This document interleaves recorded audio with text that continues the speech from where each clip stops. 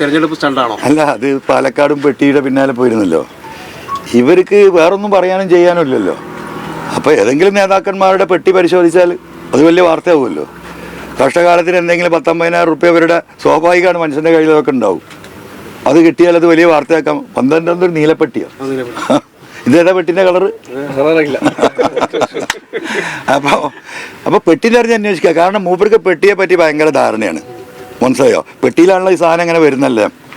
പല ജാതി പെട്ടികളിലാണല്ലോ മരുമകനും മകൾക്കൊക്കെ സാധനം വരുന്നത്. അപ്പോൾ പെട്ടിയോടൊരു താല്പര്യം അതിപ്പോൾ ഈ കഴിഞ്ഞ 2-3 എന്താ പറയുക വർഷമായിട്ട് ഒരു ഭയങ്കര അട്രാക്ഷനാണ്.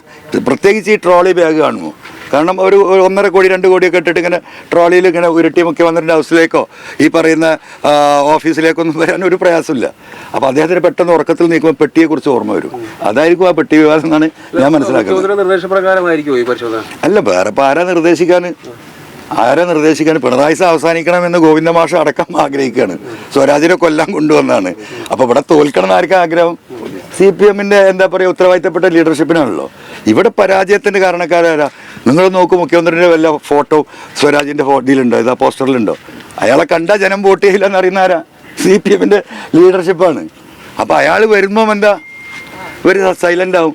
അപ്പോൾ ഈ തെരഞ്ഞെടുപ്പ് പിണറായി സത്തിനെതിരെയുള്ള പോരാട്ടമാണ്. ആ പോരാട്ടത്തിൽ പിണറായി പരാജയപ്പെടണം. ഇനി അടുത്തൊരു മുഖ്യമന്ത്രി സ്ഥാനം വേറെ ആർക്കെങ്കിലും വേണ്ടേ? മൂപ്പരുടെ പരിപാടി എന്താ? 3-ാം ഊഴത്തിന് ഇല്ല എന്നുള്ള പറയുന്നത്. മൂപ്പരിങ്ങനെ ഷെയ്ഡിൽ നിൽക്കുക. പണ്ട് ഗൗരിയമ്മനെ കാണിച്ചില്ലേ? മനസ്സിലായോ? അപ്പോൾ വേറൊരാളെ പ്രൊജക്റ്റ് ചെയ്യും. അന്നൊരു തെരഞ്ഞെടുപ്പ് അനുകൂലമായാൽ ചേട്ടാ ഞാനും ഇവിടെ ഉണ്ട് എന്ന് പറയും. മനസ്സിലായില്ലേ? അതൊന്നും കേരളത്തിൽ നടക്കാൻ പോകുന്നില്ല.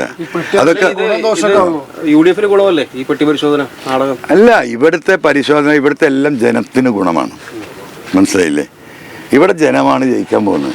ആ ജനത്തിൽ UDF ഉണ്ട്, LDF ഉണ്ട്, അല്ലാത്തവരുണ്ട്, രാഷ്ട്രീയമുള്ളവരുണ്ട്, ഇല്ലാത്തവരുണ്ട്, എല്ലാ മതവിഭാഗമുണ്ട്, മതവിശ്വാസി അല്ലാത്തവരുണ്ട്.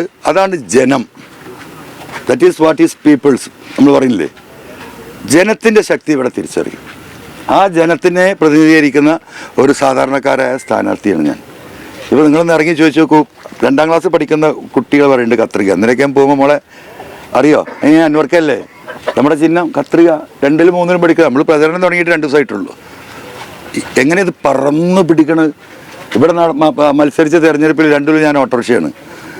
അപ്പോൾ എങ്ങനെ ചെറിയ മക്കളുടെ അടുത്ത് നിങ്ങളതൊന്നും ചോദിക്കൂല. നിങ്ങളിങ്ങനെ ചോദിക്കുന്ന സ്ഥലം എനിക്കറിയാം. ഇത് കണ്ടിട്ട് ഇങ്ങനെ എന്താ പറയുക, അമേരിക്കയിലെയും ഇപ്പോൾ അമേരിക്കയിലെ കാര്യമൊക്കെ പറയുന്നത്.